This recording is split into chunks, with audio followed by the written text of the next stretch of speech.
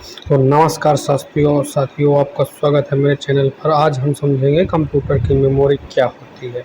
आपको इस तरह से हम समझाएंगे कि आपको दोबारा से कंप्यूटर के बारे में कोई सा भी कन्फ्यूजन नहीं रहने वाला। ओके, तो चलिए स्टार्ट करते हैं। वीडियो के अंत तक बने रहिएगा क्योंकि यह वीडियो काफ़ी इंटरेस्टिंग होने वाला और नॉलेज से भरपूर।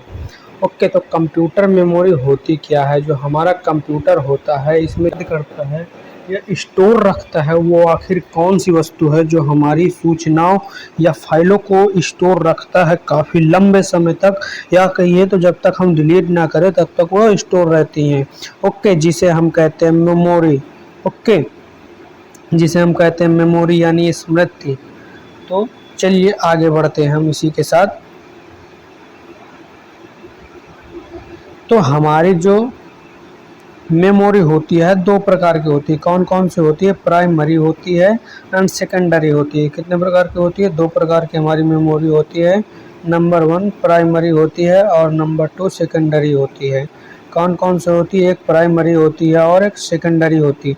तो ये प्राइमरी के पार्ट हैं जिन्हें हम रोम एंड रैम के नाम से जानते हैं। ओके, तो हम बात करें अगर रोम की, तो रोम का फुल फॉर्म होगा रीड ओनली मेमोरी। क्या होगा? रीड ओनली मेमोरी, यानी आप इसे केवल पढ़ सकते हैं, इसमें कोई भी परिवर्तन नहीं कर सकते। ओके, एग्जाम्पल के तौर पर समझिए, जैसे यह एक रिमोट है तो इस रिमोट के अंदर हमारे रोम लगा है। जैसे हम यहाँ पर कोई बटन को प्रेस करेंगे उस पर जितना कंपनी ने अंक रोम पर डाल के दिया है उतना ही हमें आउटपुट पे दिखाएगा। ओके, यानी 3 अगर वहाँ पे उसने लिख के दिया है तो आउटपुट 3 ही दिखाएगा, उसके अलावा कोई दूसरा नहीं दिखाएगा।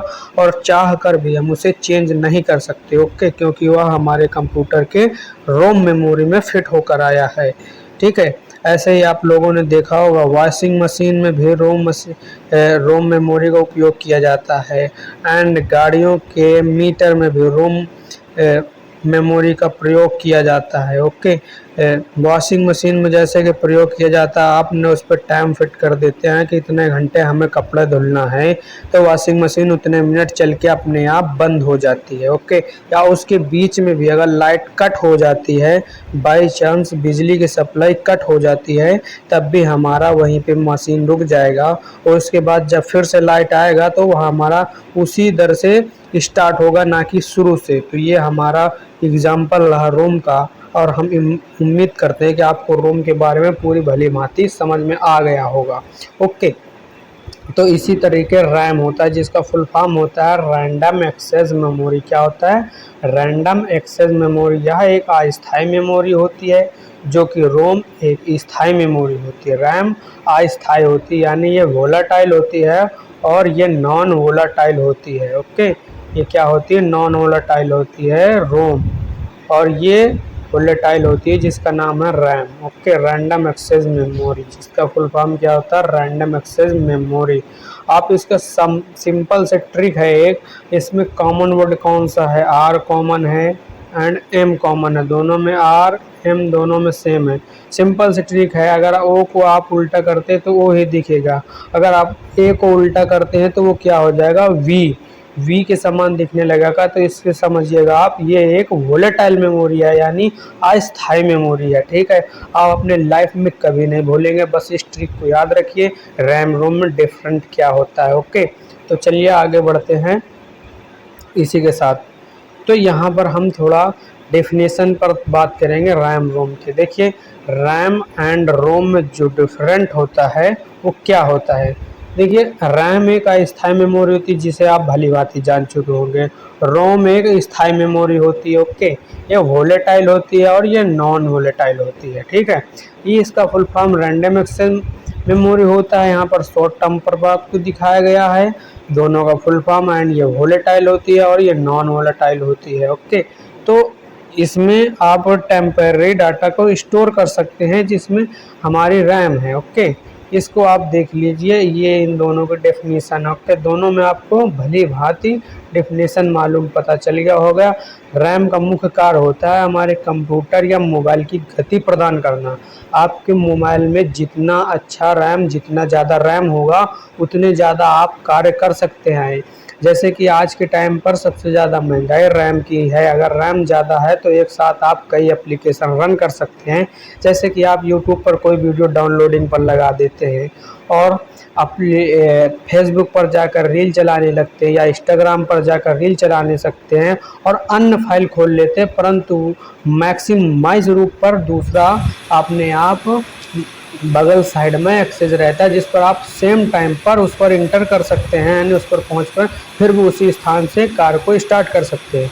और रोम क्या होता है, या हमारा इसमें जो कंप्यूटर का मेन डाटा होता है उसको फीड करके दिया जाता है। जैसे कि कंप्यूटर का कंपनी का लोगो हो गया, कंपनी का नाम हो गया, ऐसे कुछ विशेष प्रकार की चीज़ें होती है जो हमारे रोम पे होती है, और ये दोनों एक प्राइमरी मेमोरी के भाग हैं। ओके, आगे बढ़ते हैं। तो हम बात करते हैं यहाँ पर रोम के जो टैप्स होते हैं, टैप्स ऑफ रोम। रोम के कितने टैप होते हैं, तो रोम के हमारे 3 टैप होते हैं। कितने टैप होते हैं? 3 टैप होते हैं। तो सर्वप्रथम हम पी रोम की बात करें तो इस पर हम डाटा को चेंज नहीं कर सकते। ओके, इस पर डाटा को चेंज करना बहुत ही मुश्किल, यानी नॉट चेंज। और ईपी रोम पर हम डाटा को चेंज कर सकते हैं इलेक्ट्रिकली रूप से, यानी हम इस पर अल्ट्रावायलेट रेज डालकर पहले से जो प्रोग्राम रन है पहले हमें उसे हटाना पड़ेगा और फिर उसके स्थान पर हम दूसरा प्रोग्राम डाल सकते हैं। ओके, आपको यह इतना सा बिल्कुल कंफर्म हो गया। वैसे होता है ईईपी रोम। ईईपी रोम में इलेक्ट्रिकली इरेजेबल प्रोग्रामेबल रोम इसका फुल फॉर्म होता है, और ईपी रोम का होता है इरेजेबल प्रोग्रामेबल रोम, और पी रोम का होता है programmable ROM. Okay, double EP ROM का होता है इलेक्ट्रिकली इरेजेबल प्रोग्रामेबल रोम। इसमें हम इलेक्ट्रिकली बड़े आसानी से किसी भी प्रोग्राम को ना हटाते हुए, यानी हमें दूसरा प्रोग्राम हटाना नहीं पड़ेगा और बड़े आसानी से सिंपल इलेक्ट्रिकली द्वारा हम नए प्रोग्राम को डाल सकते हैं। ऐसा क्यों, ये इन टैपों का क्यों निर्माण किया गया, तो इसका सीधा सा अर्थ है जैसे कि कंपनी को हमें कुछ उसे बाद में पता चला कि जैसे कोई हमें प्रोग्राम डाल दिया और उसे चेंज करना है, या हमने कंपनी का नाम बदल दिया तो उनको दिक्कत हो, इसलिए हमने, या कोई नया प्रोग्राम डालने के लिए हमने इन टैप्स यानी कंपनी ने रोम के इन भागों को बनाया, जिससे हम आसानी से नया प्रोग्राम डाल सकते हैं और उस पर चेंजिंग कर सकते हैं। ओके, सिंपल सा है।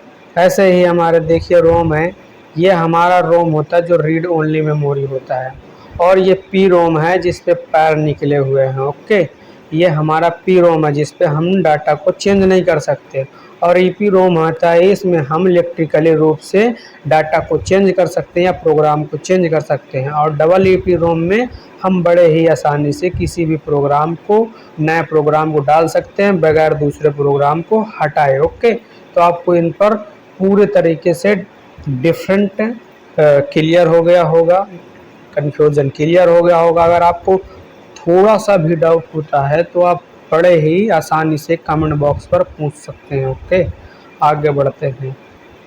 अब हम टैप्स ऑफ रैम की बात करते हैं। रैम के कितने टैप्स होते हैं? ओके, रैम के 2 टाइप होते हैं, एक होता है एस रैम एंड सेकेंड होता है डी रैम। एस रैम जो होता है उसे हम स्टैटिक रैम कहते हैं एंड डी रैम को हम डायनेमिक रैम कहते हैं। इसके कंपैरिजन में एस रैम हमारा काफ़ी फास्ट चलता है और डी रैम इससे स्लो चलता है, यानी डी रैम पे हमें रिफ्रेश करने की ज़रूरत पड़ती है और एस रैम पर रिफ्रेश करने की ज़रूरत नहीं पड़ती। ओके, और डी रैम सस्ता होता है बट धीमे कार्य करता है। एस रैम थोड़ा इससे एक्स्ट्रा कॉस्ट लगता है बट इससे अच्छा कार्य करता है, इसमें रिफ्रेश करने की ज़रूरत नहीं पड़ती। ओके, आई होप कि आपको इस टॉपिक पर काफ़ी इंटरेस्ट हो रहा होगा और समझ में आ रहा होगा। आगे बढ़ते हैं। अब हम बात करते हैं सेकेंडरी मेमोरी की। वो हो गया प्राइमरी मेमोरी और ये होती है हमारी सेकेंडरी मेमोरी, जिन्हें हम कहते हैं सहायक मेमोरी, और प्राइमरी मेमोरी को कहते हैं हम मुख्य मेमोरी। तो हम सेकेंडरी मेमोरी की बात करें तो सेकेंडरी मेमोरी में हमारा आता है एचएसडी एंड एसएसडी।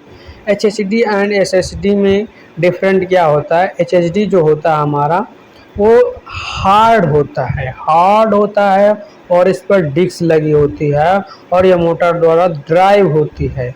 तो इसलिए इसमें हम डाटा एक ही बार स्टोर कर सकते हैं और इस प्लेट पर कोई टेम्परेचर या डैमेज होने पर हमारा डाटा डिक्लेयर या डैमेज होने परमानेंटली डिलीट होने की ज़्यादा खतरा रहता है। ओके, तो इसके कंपैरिजन में हम एसएसडी का आविष्कार करते हैं, एसएसडी बनाते हैं। जो एसएसडी होती है वो इसके कंपैरिजन में काफ़ी अच्छी क्वालिटी की मानी जाती है, बट इसमें काफ़ी ज़्यादा आपको कॉस्टली एक्स्ट्रा देना पड़ता है, यानी इसका प्राइस एसएसडी से काफ़ी ज़्यादा होता है। तो इस पर एसएसडी जो होती है इसका फुल फॉर्म होता है सॉलिड स्टेट ड्राइव, और इस पर हमें किसी भी प्रकार का मूवमेंट डिवाइस अंदर नहीं होता है। जैसे कि इस पर डिस्क लगी है, डिस्क पर कोई मान लीजिए खराश या टूट जाती है तो हमारा डाटा डिलीट हो जाता है, पूरी तरह से हमारा एचएसडी बेकार हो जाता है। वैसे इस एचडी में हमारा कोई भी डिस्क नहीं लगी होती और ये एक सॉलिड होती है, यानी मजबूत होती है। ये गिरने टूटने पर इस पर आसानी से डाटा डिलीट नहीं होता है, बेकार नहीं होती। ओके, दोनों में कंपैरिजन आप समझ गए होंगे। तो हम दोनों का यूज कर सकते हैं। एचएसडी होती है जो धीरे थोड़ा इससे स्लो कार्य करती है और एसएसडी होती है काफ़ी फास्ट कार्य करती है। ठीक, हम दोनों का यूज कर सकते हैं, एक का भी यूज कर सकते हैं। ऐसे ही होता है हमारा पेन ड्राइव। पेन ड्राइव होता है जिसमें हम डाटा को काफ़ी ज़्यादा एक स्टोर करने की क्षमता रखता है, जैसे हम हाथ पर लेकर कभी भी कहीं पर अपना इसे कनेक्ट करके उस डाटा का यूज करके अपने नॉलेज में यूज कर सकते हैं। ऐसे ही फ्लॉपी डिस्क होती है, ये भी काफ़ी पुराने समय की डिस्क होती है जिस पर गोल गोल कैसेट लगी होती है। ओके, और ये रन करती है। इस पर डाटा जो होता है इसके मूवमेंट के बाद हमें पता चलता है इसे डाटा रन होता है। ये भी काफ़ी पुरानी होती है और इसका यूज करने में हमें काफ़ी टाइम लगता है। इसमें भी एचएसडी के कंपैरिजन में दोनों सेम होती हैं। ओके, अब बात करते हैं हम कैशे मेमोरी की। कैशे मेमोरी क्या होती है? कैशे मेमोरी हमारी एक प्रकार से समझिए तो ये सीपीयू से हमारे सर्च इंजन यानी जहाँ पर हम सर्च करते हैं वहाँ तक, यानी रैम से हमारा जो स्टोरेज डिवाइस होती है वहाँ से ये डाटा को हमें जल्दी देने का कार्य करती है, यानी ट्रांसफ़र का काम करती है। जैसे कि आप समझिए एक दूधिया का बर्तन है जिस पे दूध रखा है और इस पर एक लीटर है।